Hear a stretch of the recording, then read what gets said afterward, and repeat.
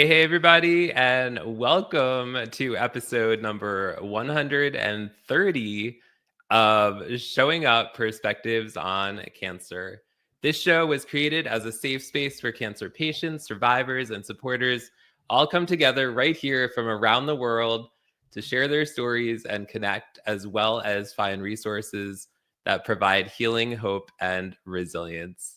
My name is Tim Sohn. I'm the host of Showing Up Perspectives on Cancer, a 17, it'll be 18 years next month, chronic myeloid leukemia warrior, a published author of the collaborative Perspectives on Cancer book series, as well as the brand new Perspectives on Invisible Illnesses book, which includes the stories of 11 people sharing their stories of living and thriving with invisible illnesses. And you can find that at perspectivesoncancer.com. Thank you so much for joining us. Please let us know where you're tuning in from around the world. I'm here in the woods, as I like to say, with the bears and the turkeys in Shahola, Pennsylvania. And we so appreciate you being here. We want this to be a conversation. Also, we encourage you to connect with each other in the chat. Hit the share button to let your friends, family, and colleagues know about the show. I see you guys are starting to comment already, so thank you for that. I'll bring them on in just a few minutes. Before we bring our awesome guest on tonight, I want to mention a few things. Last night, we had our first meeting of the Showing Up Perspectives on Cancer nonprofit board. As you guys, some of you guys know, Showing Up Perspectives on Cancer is now a 501c3 nonprofit organization. And so this happened last night. There was a board meeting, and our board members are myself and Russ Hedge and Cyan Gates and Andrea Sanchez. So we had a really great board meeting last night, and we're really excited to plan for next year and beyond. So shout out to all of them for being on the board. Also, a reminder that the Perspectives on Invisible Illnesses book is available at perspectivesoncancer.com.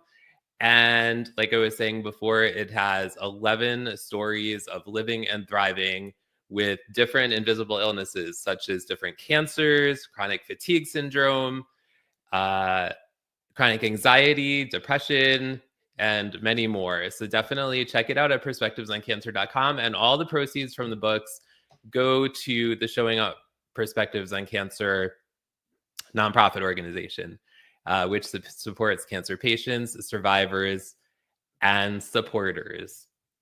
Okay, if you are ready for our guest, type in the chat, heck yeah. I know I'm excited for our guest today.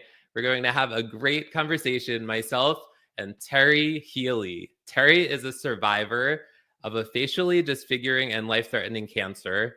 He's an author, a keynote speaker, a business strategist. I don't know what he doesn't do.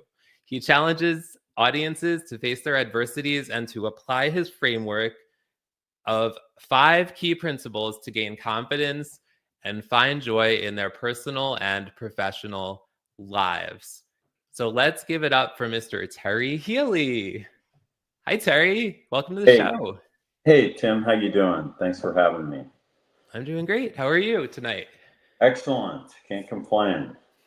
Awesome. And where are you tuning in from, Terry? I'm tuning in from Santa Cruz, California. California, all the way on the opposite coast of me. Much earlier here. Yeah, 3 hours, right? 5:34, I'm guessing. Yeah, you got it. Awesome. Cool. Well, we have some people who are watching. Liana is here. She's saying good evening, everyone. So welcome, Liana. Kiana Wooten is here. She says, hey, everyone. She came to the in-person Showing Up Perspectives on Cancer event that was last month in New York City. So great to see you, Kiana. Mark is here all the way from New Zealand. He says, hi, all Tim and Terry. Let's go.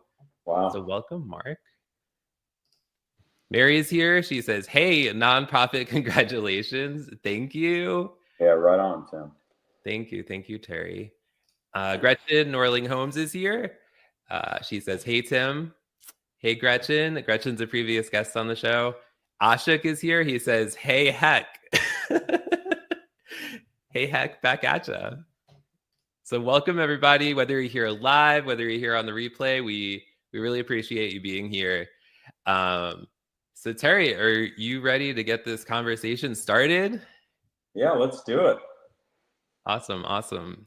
So let's start here. Take us back to when you had found out that you had cancer, or maybe even like a little bit before. Like, what was Terry's life and work life like before you were diagnosed with cancer?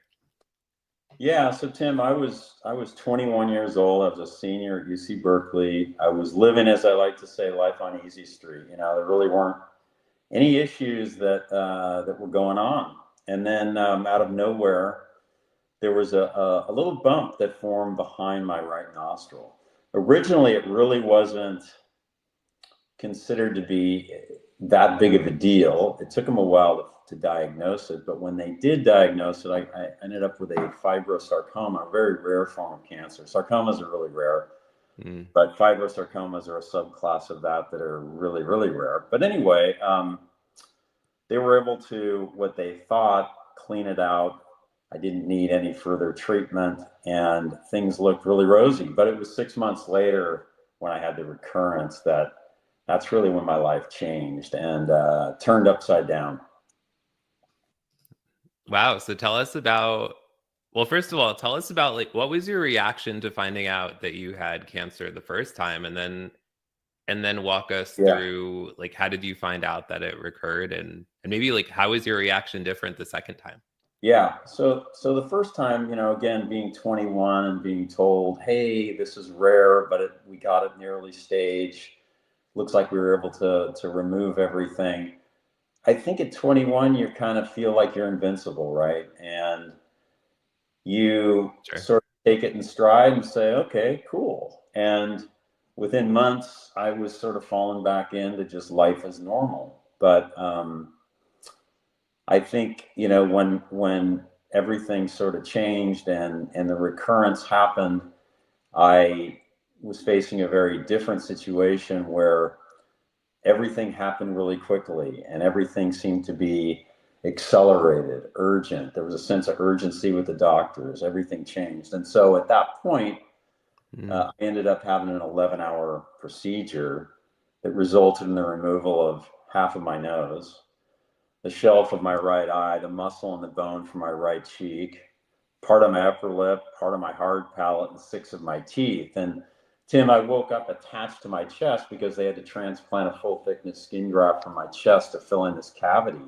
that had been created on my face. And so obviously when I woke up, there were a number of things going on in my head. One was, did they save my eye? Because that was a risk.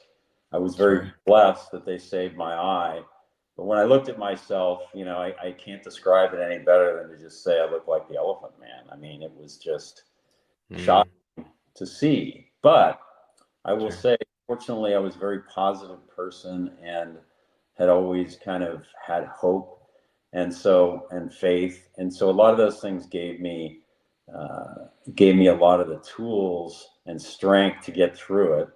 To believe that this was temporary and that I was going to get through this and the doctors were going to rebuild me and reconstruct me back to who I was before. So I wasn't as freaked out initially as I would become, probably many years later, actually. So before you were diagnosed with cancer, do you have the same mindset that you have today? Are you there? Yeah. That was weird. We're having this huge storm. I hope we don't have okay.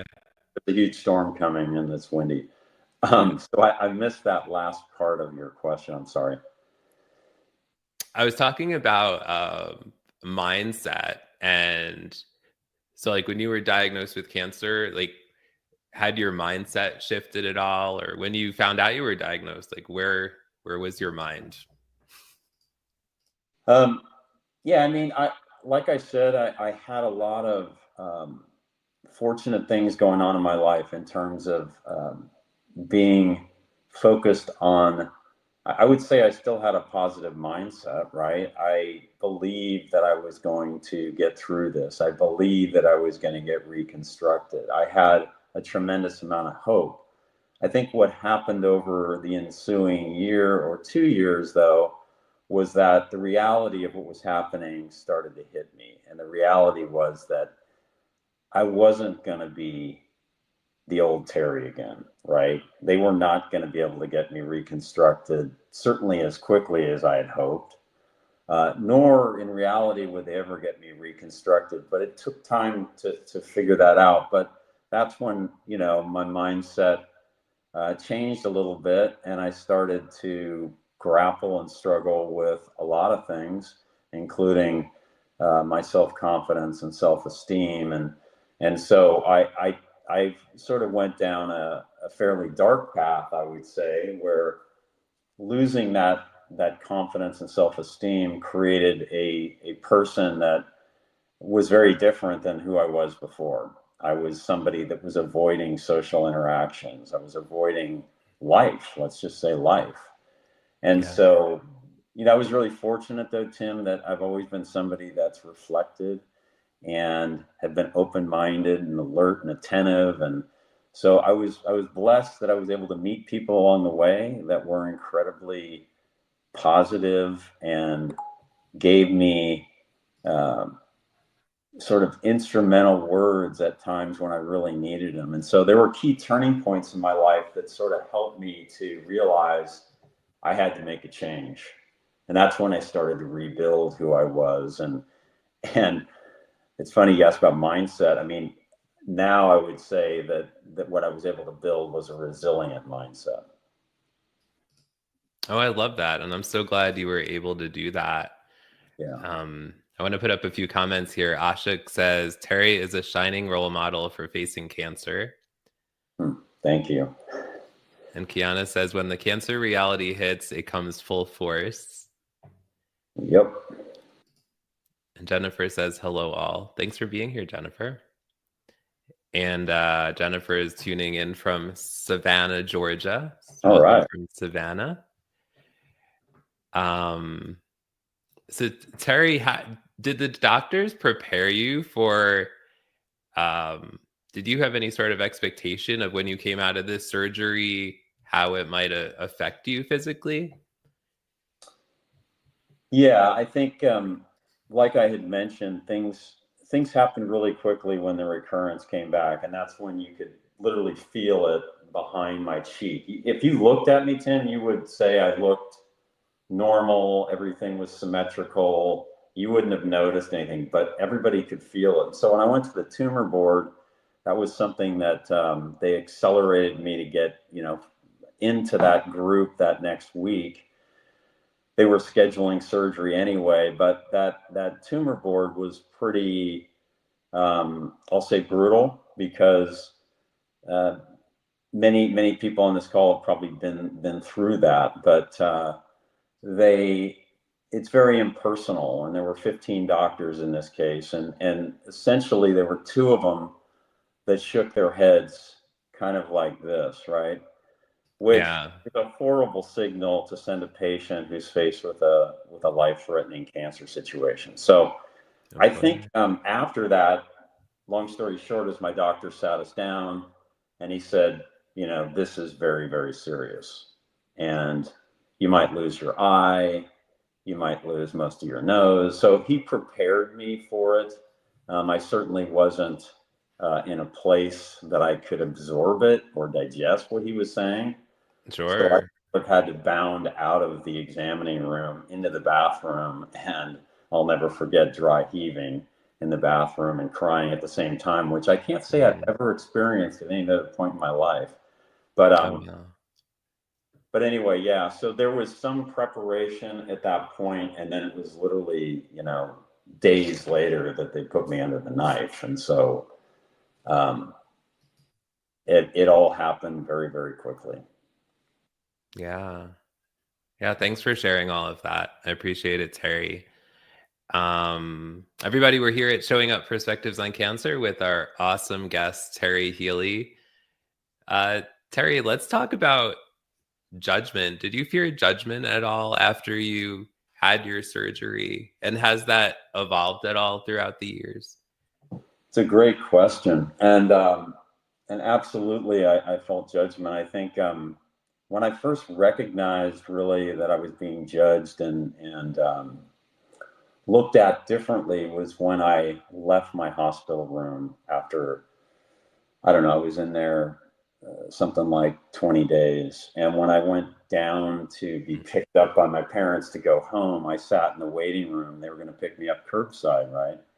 Yeah. And I think when you're on and all of us know this on this call of experiences, when you're in a cancer ward or when you're in the hospital with medical professionals, you're very insulated and protected. But you know, when you get out to the mainstream into the public, Yeah. which for the first time I was actually doing downstairs waiting to get picked up, suddenly I was blown away by the stares and people pointing at me. In fact, there were instances that I'll never forget where kids giggled at me. You know, young girls were kind of pointing and giggling at me. So I started to feel judgments right away. And then some things happened beyond that, just with friends, you know, friends that you think are your friends who sort of disappear. The girl I was dating sort of couldn't handle it. And so I began to notice, because I was becoming quickly more and more insecure, was losing my self-esteem so fast that I think I began to notice everywhere I went that people were staring at me. You know, what's interesting about that is that it's all about how we carry ourselves, right? Right. When you're weak and you are insecure, you appear that way. And I think people notice it and they're more apt to stare at you. They're more apt to point. Even children, right? Young kids. And so the long story short, to get to the final part of your question, is that, you know, over the years, as I built this whole framework to deal with my whole situation, my adversity, I was able to kind of come out the other side and eventually become content with who I was. And what's interesting, Tim, is today, if I go in, I can tell you this: nobody ever points at me, nobody stares at me. I haven't been giggled at, and I can't tell you how long. People haven't changed, right? Kids are still kids. Right. You know, you still stand in the same lines that I was in 40 years ago in a coffee shop. And now I just carry myself differently, I guess, and people don't notice it as much. And honestly, I probably look worse than I did because now I've lost most of my hair. So my Uh, scars are you're not more the only prominent. one. My scars are a lot more prominent though, because I had all these scars up here too, and so those were Okay. covered. Now those are visible. So, Yeah. but it's been Yeah. a journey for sure. Yeah. Let's see. Kiana says that's awful. Karen says awful regarding judgments and losing support. Parents heed this testimony. So Terry, you think it's more now like you just like carry yourself differently? Is it like a confidence thing? I think it is, Tim. I mean, so over the years, I don't think I recognized what I was doing exactly in terms of the coping tools that I was fortunate to really just stumble into, and turning points that happened that woke me up, that changed Yeah. the course of my life, right? And we can talk about those, but there were a number of things. And I think all of those combined got me to a point where I had started to rebuild my confidence, to regain my self-esteem, and was recognizing that I had finally become really content with who I was. Can you still hear me? I can hear you, but we lost your video. Yeah, it's this weird thing that's going on. I don't know if we're There you go. back. Sorry about Yeah, that. Um, that's okay. but yeah, it's I began to I was content with who I was, and I started to feel better and better about who I was. And honestly, I don't really even think about the way I look when I walk into a restaurant. I've worked with so many people over the years. I've never told them what happened to me. It just never occurred to me to share. Mhm. anything about what might have happened to me, right? So Yeah. anyway, Yeah, thanks for sharing that. Kiana says, "You, sir, are truly amazing. And I am so happy that you are so transparent about your journey." And Kirsten says, "Thanks for sharing your story, Terry. I know you've inspired many people through the years." well, thank you for that. So, Terry, I'm curious, what tools and methods did or do you use to cope with your cancer to overcome and ultimately thrive? Yeah, I think there's a number of things, and I think most of us on this call probably resorted to a lot of them as well. But I was, again, very blessed that I had a great support system of family and friends that were incredibly caring and nurturing and committed. But mostly, you know what, Tim? Mostly it was positive energy. I surrounded myself with a lot of people that had a lot of positive energy. Mm, And I was that's fortunate to great. have my faith. That was a big deal to me. And that combined with being a positive person, I think is a great recipe, right? The other thing I did though, and this goes back to the earlier question about how did I rebuild and become content. I was really into goal setting, and I was very careful about how I set goals. So instead of saying, "Well, I need to achieve this big, hairy, audacious goal," I would set smaller goals, and I'd set one at a time. And when I achieved that, it made me feel better about myself, and then I could focus on the next goal.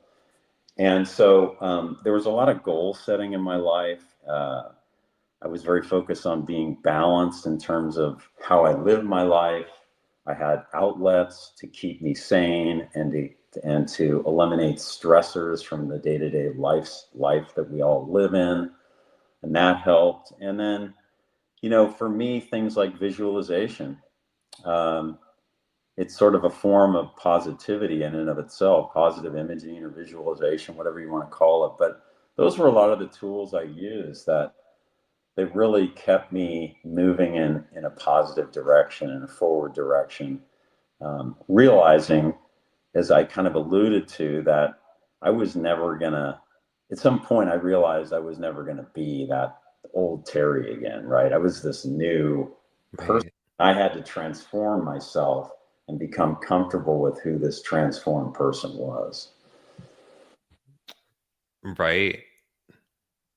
Right. Yeah. I love all the things that you shared there. And I'm curious, you guys who are watching live or on the replay, let us know, what coping tools have you used in your cancer journey, or your family members or friends? It would be great for all of us to share that as well. Yeah. Um, and Bill Bradford says faith is huge. He's agreeing with you. Right. Um, and Ashik says, Terry, your words will heal broken souls. So thank you, Ashik. Thank you. Very So, kind. That's the blessing in all of this, Tim, right? yes. And some people like yourself who've been through this, I think, understand. You never wish adversity on anyone. You would Right. wish it on anyone. I would never wish it on anybody. But I got to tell you, it was the greatest blessing in my life. And Mhm. um, you've seen that in your writing. I've seen it in my writing. People that we talk to, it's not uncommon to feel that way and to have that gift. It takes a lot of work to understand that it is a gift, but it truly can be. And so um, it's not an easy thing to do when you're in the midst of it, but we can Yeah, of course. all get there. Yeah. Yeah, that's exactly what we do here too, right? What both what we both do, Terry, is give people hope, right? Yep. By sharing our stories. Yep. When did you start sharing your story, Terry, and why? So I so it goes back quite a ways. When I was in my 20s, so as I was grappling with what I was going through, I started to actually write a book. And the idea wasn't to necessarily publish anything. It was just sort of, it was therapeutic for me to write.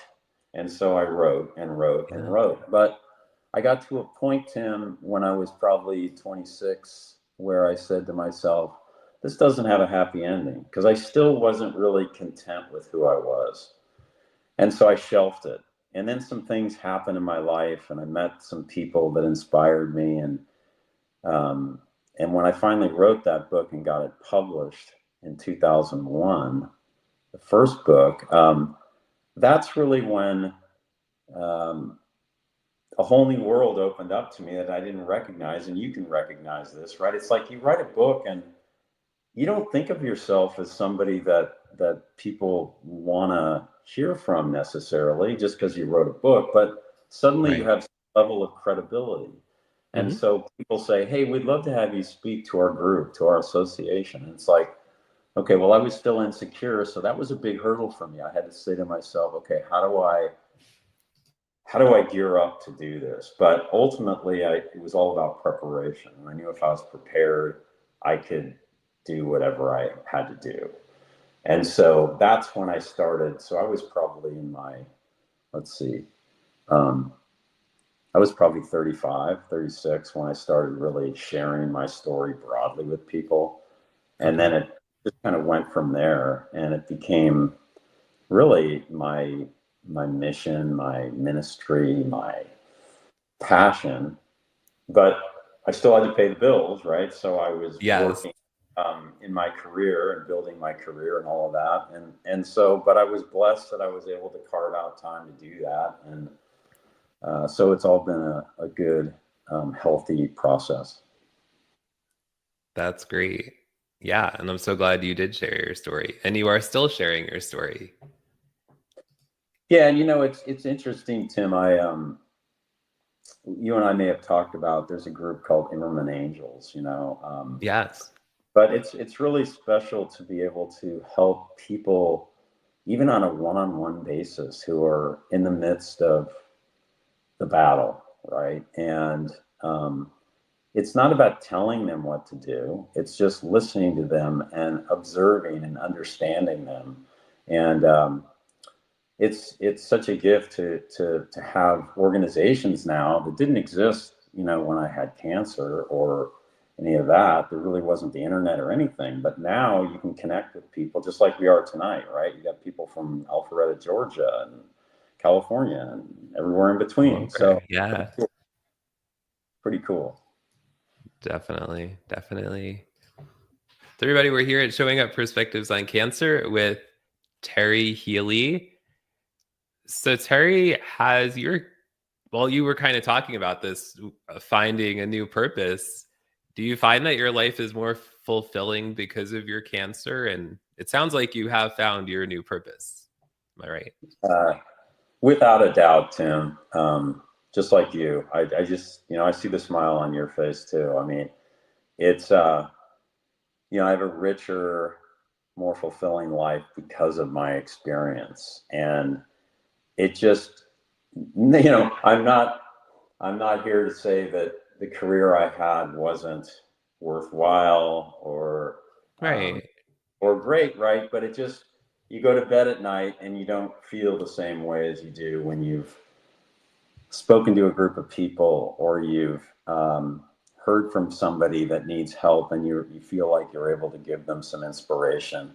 And so that is the true gift. Is, not everybody has a purpose necessarily. So that's a gift to be able to uncover and discover one, and know that it's something that you can build on. And that's really what I'm doing now, because I left my job, and I wrote another book, and I'm working with my publisher now. And so that's Congratulations. that's coming through, and that's just got me more and more inspired uh, to help and to get, whatever I can do to help. So Mm. So much of what you're saying resonates. good. Uh, are there any specific stories you remember of having conversations maybe with a cancer patient, or just like any conversations you've had that like stand out in your memory? Yeah, I mean, I think, when you talk to somebody that's got something as rare as I had, and when you talk to a young person whose identity has been impacted due to disfigurement, a facial difference of some kind, um, when I'm able to communicate with them how it made me feel when I was confronted with certain things, and all of that, when they look at you and they say, "You get it," and Yeah. that's a great feeling, right? Because what what they often tell me is nobody gets it. They all tell me that I look great. That's what your family and your friends do. They're supportive, right? And they tell you Right.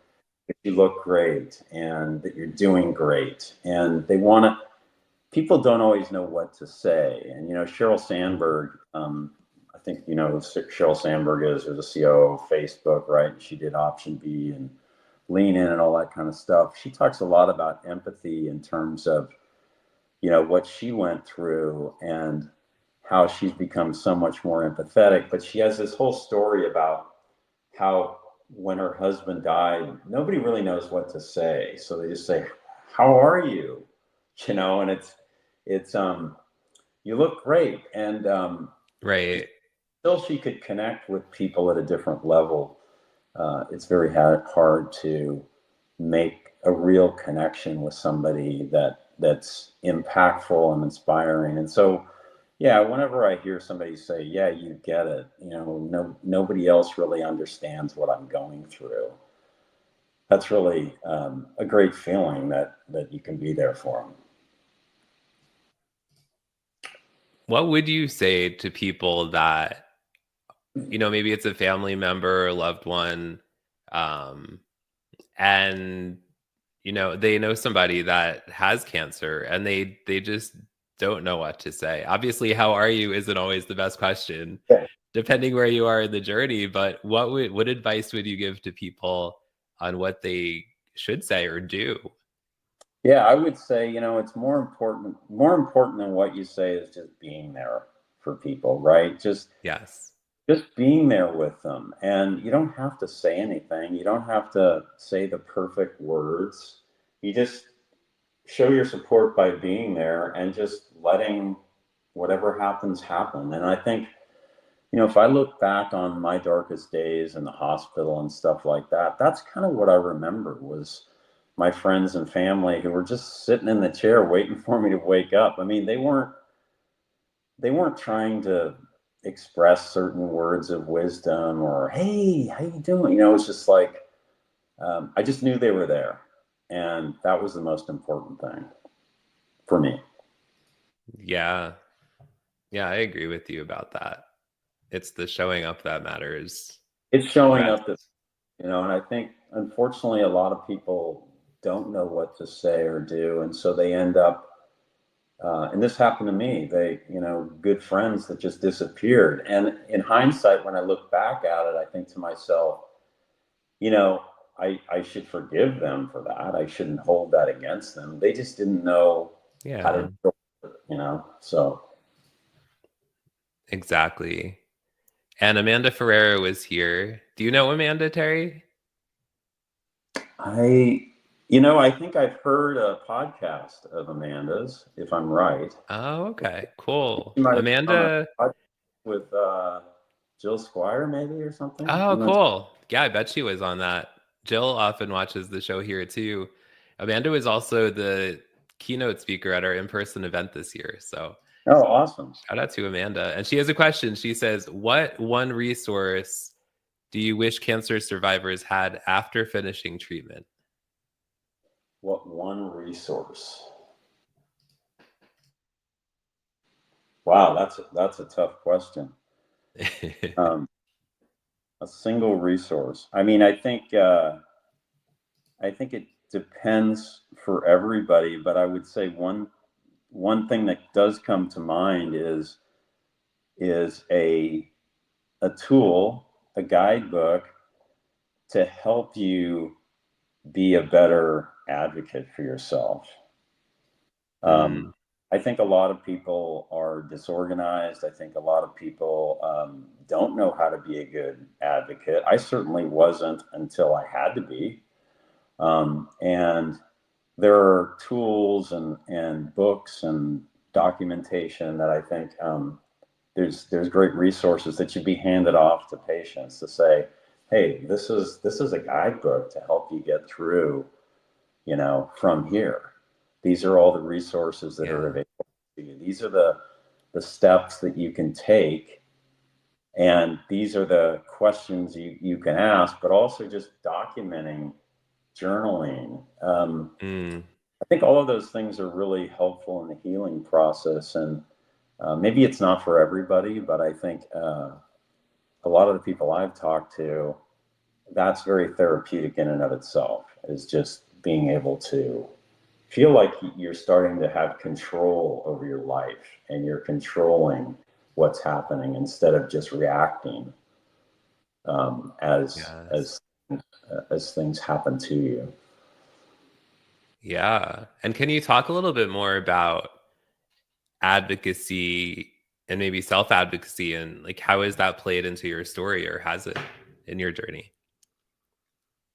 Yeah, I think, I'll just give you an example. I think that from time to time over the years, things have happened, for example, where I've had masses that formed right on the margin of where my tumor was.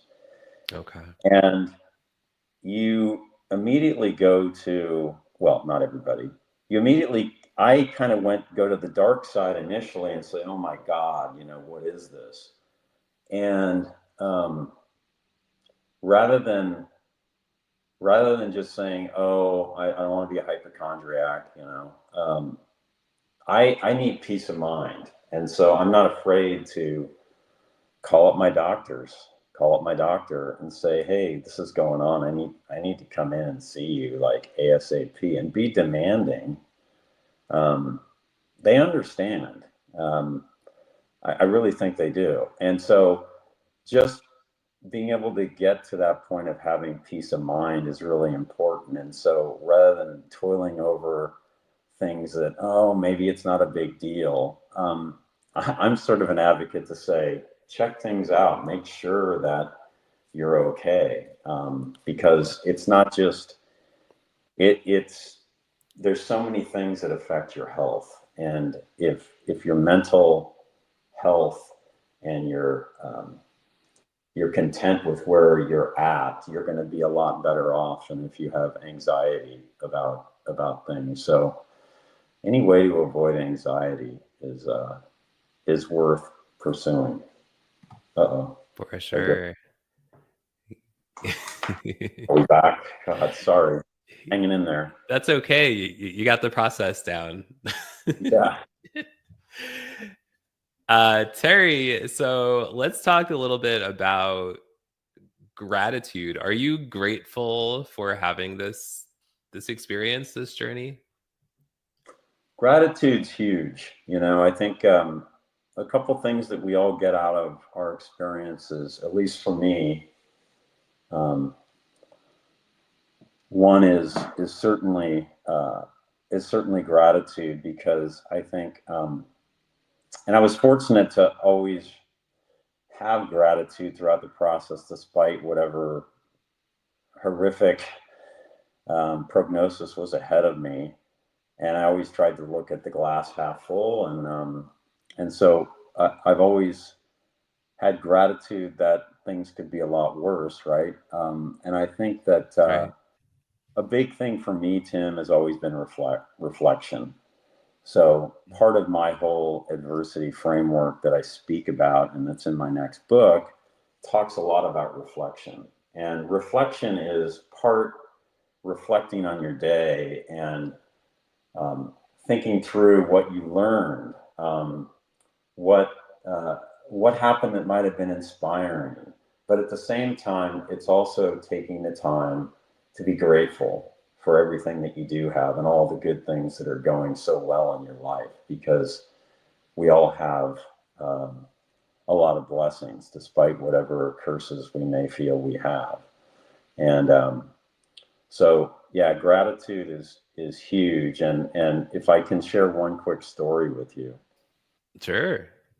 There's a guy who he's older now, so I don't know that he really speaks, but he was a keynote speaker. And he was burned. He was also in a plane accident where he was paralyzed. So this guy had been through one thing after another. Yeah, it's a And lot. he said, before the accident, there were 10,000 things I could do. Now there's 9,000 things that I can do. I can either focus on the 1,000 I've lost, or focus on the 9,000 I still have. And this was a guy whose life was seriously changed in so many ways. And he was so gracious and grateful for what he still had. And so that's always been an inspiring story for me to remember. Yeah, sure is. Thanks for sharing it. Bill says you have such a great outlook. Ashik says peace of mind can heal the body and soul. Karen is saying Perspectives guidebook next. What? No, we weren't announcing a Perspectives on Cancer guidebook, but that might be an idea. Thanks for sharing that. Yeah, gratitude. Also, just are there any ways, Terry, that you take care of your own mental health besides gratitude, besides just like any other ways? Yeah, I mean, so reflection's a big deal, as I said. I think it's a great process that I am committed to. It has changed my life, spending 15 minutes a day reflecting. And it helps me come up to reinforce what I'm doing that are good, and to come up with new ideas to keep my life moving in the right direction. Sure. But yeah, there's a number of things from my mental health. I'm really big on having outlets in life. So we kind of talked a little bit about life balance, but for me, I need outlets to relieve the daily stressors that I have. What can I do first thing in the morning for myself? And I know it sounds to some people kind of selfish, like, God, it's all about you, huh? And it's like, well, no, actually, if I take care of myself and I'm committed to having some outlets that help me with my mental health, then I'm going to be a much better partner. I'm going to be a much better father. I'm going to be much better in my life all the way through. So yeah, I'm big on having outlets in the morning and in the evenings, things that get my mind off the day to day. And those are very liberating things that actually help me think more positive, and they help me think about new ways as well. Even if things are going well, you got to continue to reflect and think about how can I do things even better? How can I continue to optimize my life? So visualization, is a simple thing that I can do in 5 minutes, and I walk away refreshed, renewed. So yeah, a lot of those kind of things. Because what's interesting, Tim, is the older I get, I feel like I just have monkey brain. My mind is just going at a mile a minute, and if I lie down to go to bed at night, in the old days I could just pass out. Now it's like my mind is just flying. So I've got some tools to help me get to that place where I can relax. Yeah, that's great. Thanks for sharing all of those. And those of you who are watching, let us know also what are some tools that you use as well. Also, Jenny Gold is here. Terry, Jenny's show was the first place that I started sharing my story more than 3 years ago. Oh, really? Yeah. So shout out to Jenny. Thanks for being here, Jenny. And thanks for being here, everybody. We're here at Showing Up Perspectives on Cancer with the amazing Terry Healy. Terry, how did you find success in life? You know, how I found success in life. Well, I guess I'll answer that a couple different ways. Okay. For me, finding success initially after my cancer diagnosis, because I was only 21, was how do I how do I become somebody that can take care of myself and that can live as a productive, happy person in society. And so success for me at that point was, as I talked about earlier, it was this, and we don't have time to go into all the details behind it, but it was this goal setting process that I used to have, and Okay. how I could set one goal at a time and achieve that. And it built on itself. And it really helped me to start to feel better and better about my life, because I was taking control of my life. I was facing my challenges. I was overcoming one thing at a time. And it got me to a point where I became not only content, but transformed into somebody that was happier probably than I was before, because my life was more meaningful. I would say success now is really about having a purpose that I'm truly fulfilled by, Mm, to be able to help other people and be blessed that I survived my experience and I came out the other side, and that um, there's more and more ways today to help other people than there were pre-technology, pre-internet and all that. I mean, you just think how much more we can reach people today than we could before. So success for me is really that. It's just having a fulfilling purpose day to day. I love your definition. And we each have our own definition of success, right? Especially depending where we are in the journey of life. Ashok Yeah. said, so Ashok came to my first in-person showing up event, and we had an after party at my house after the actual event, and Ashok came among other people, and Ashok sketched into a banana the word love at my house. So he says, I'll write that on a banana, monkey brain, when you were talking about that before. That's funny. Yeah. Thanks, Ashok. Thanks for bringing us a chuckle. Yeah. So Terry, talk to us about adversity. How can we address adversity? So I kind of alluded to this earlier, but and I mentioned my coping tools, right? Like how I personally dealt with my adversity. I am not a Yeah. PhD. I'm not a PhD. I'm not an MD. I'm none of those things. There's a lot of psychologists that write books about how to deal with adversity, right? And it's taken from a lot of their patient experiences and information that they've gained. So I just lived my experience, and over time, as I started to speak more and more to groups, I came up with something that I wanted to be able to share with people that was more memorable. So I have a framework, what I would call an adversity framework, and it's called Rebar, right? And it's in my next book, but it's about the resilience mindset. The idea behind Rebar is it stands for reflect, build, act, and renew. And so there's components. There's four phases or principles, whatever we want to call them, within the framework that you can focus on to be sure that you're best prepared for adversity when it hits, because inevitably it will hit all of us. It doesn't necessarily mean it's cancer, right? It can be anything. So be prepared for that, but have a set of tools that you can remember and go to in a time of need. Because oftentimes when we face adversity, I think we panic, or we go into a different mode, and so we don't always think as rationally or logically or practically. And so that's the idea, is that there's tools that sit within my framework that can help people not only overcome adversities of different types, or help them deal with adversities, is what I mean to say.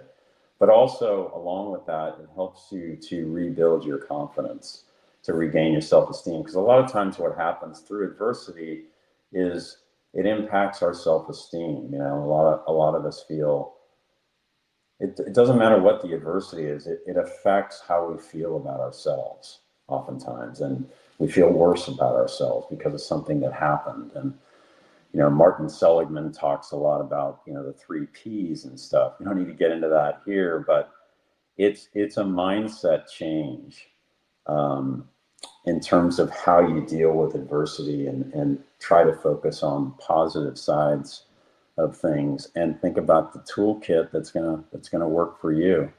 But again, I go back to reflection, man. It starts with reflection.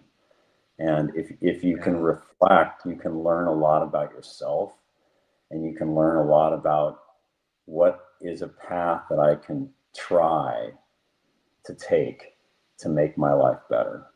But you have to be willing to make that first step. I'm curious, what was the experience for you like writing your books, Terry? My experience was just that, like I said before, you know, the first one was just it was really more cathartic. It was just, I enjoyed writing, and I like to sit down. It makes me, I mean, I would cry when I wrote. I mean, I get emotional, and I Sure. experience a lot of things when I write. And it's just a good process for me uh, to absorb and to understand more about myself. And it's a real wake up call, because things come out that you go, wow, kind of surprised me that I said that. I didn't Yeah. recognize that. So that it's also a gift. But Yeah. you know, this last book I wrote, I had this very thin concept, Tim, of what I was going to write about. And I wrote a very, very brief outline, and then I just jumped in and started writing it. And that's kind of the way I do things, is I just let them unfold and let things naturally come, and then sort of look at it and say, yeah, that's kind of the story I wanted to tell. I just kind of let it naturally come. Yeah, that's awesome. I always love hearing the stories of how people go about writing their stories, because, you know, some people can just like sit down and write. Like for me, when I'm writing stories for my books, I usually get thoughts when I'm driving, and I pull over and I write in a Google Doc Yeah, until I get another thought, and I pull over and I write in a Google Doc. Like it's just like random thoughts that come. Like yeah, if I sat down, I could not just sit down and write. Like I okay. just can't. Well, you know, you should, instead of pulling over and writing them down, just get a good audio app, right? That's what I used to do. I'd be Yeah, that's a great way. idea. I'd be like, oh my God. And I'd just pull it out and I'd start talking into it, you know? Yeah, I need to get with the times, really. Well, whatever works for you. Yeah, for sure. For Might be sure. safe. Yeah. Amanda says you are so inspiring. Um, Thank you. Chris So P. I'm pretty sure I heard her podcast. So, Oh, good. That's awesome. Oh, Karen has a question. She says, curious, at 21 years old, Terry, did the hospital allow you to be in the children's ward? Her cousin was the same age and thrived being among the children and not frail looking patients. no, I was not. I was largely with older adults. And interestingly, Mm. the wing that I was in at UCSF bordered the kidney dialysis ward.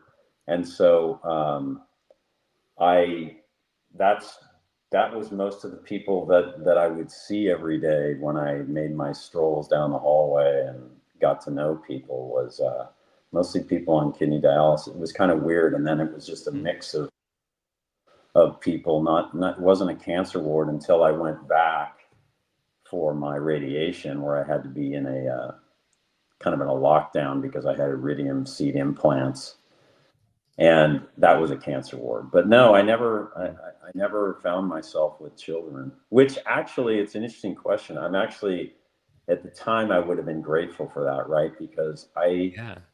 couldn't stand being around little kids because they were the ones that were the source of my pain in many ways at the time, right? Because they would point and giggle and laugh. Oh, right. Yeah. So I actually went through a whole period where I avoided, going to my friends' kids' parties. It's really sad, but I just couldn't get myself to do it. Yeah. Yeah. Thanks for sharing that. Okay, Terry, this is the last question of the show. Yeah. And the question is, what is your one word perspective on cancer? Blessing. Why a blessing? Because I got to tell you that so I know a lot of cancer survivors, 5+ year survivors. I've never met one of them who hasn't told me that they were grateful for the experience because it helped them to reevaluate, reassess, and reflect on their lives and try to make their lives more meaningful. Now, these are people that talk to me about it, so I'm sure there's many others that don't necessarily feel that way. But for me, it was a blessing. But I'm not sure if that's really the answer what you're looking for in that question. I am looking for whatever your perspective is. I think that's a great word. I agree with that word. Okay. Entirely. Right? Okay. Like obviously there's challenges with cancer also, all sorts of challenges, but it's also a blessing. Like for me, like the fact that you're here is a blessing. The fact that you're sharing your story, the fact that all these people are showing up from around the world to share their perspectives and to hear your story and be inspired by you, that's a blessing. I think my word today is going to be family, because cancer brings us a whole other family that we never expected that we were going to have by sharing our stories. Yep. Yeah, so I think my word's going to be family. My previous co-host on the show, Shannon, I used to always use the word community, and she would always correct me and use the word family instead. So I always remember that. That's good. Yeah. That's good. That's interesting too, because the nurses and the doctors that treated me 40 years ago, I still talk to them. Wow. My doctor is literally, he lives in Kentucky now. He called me 2 weeks ago. Wow. Out of the blue. Hey, Terry, how you doing? The guy's 81 years old now. And it's really cool that they have remained a part of my life. So. Yeah, for sure. For sure. Yeah. Well, thank you so much for being on the show, Terry. Before we go, anything else you want to share? And how can people connect with you? Yeah, I mean, love to connect with anyone on this call. I have a website, terryhealy.com. My email is easy to remember, terry@terryhealy.com. And I see names I recognize on this panel here as I'm looking down at it. So I'm thrilled that people were able to attend, and I appreciate everybody for being here and for the great things that you're doing with the sharing of your own stories as well to inspire others. So that's about it. But yeah, I would love to connect with anybody. Awesome. Awesome. Well, thank you so much, Terry. It's been an honor to have you here. It's been an honor to be on your show. I appreciate you having me. Sorry about the technical difficulties. Oh, it happens. No worries. All right, everybody. Thank you so much for being here. Thank you for all of your comments. Ashok says, cancer connects beyond friendship. Karen says, thank you, Terry. Many more blessings. Leanna says, great show. Amanda also says, thank you for sharing, Terry. So thank you for all your comments. Thank you for supporting our guests. I so appreciate it. And speaking of guests, we are always looking for guests who want to be on the show.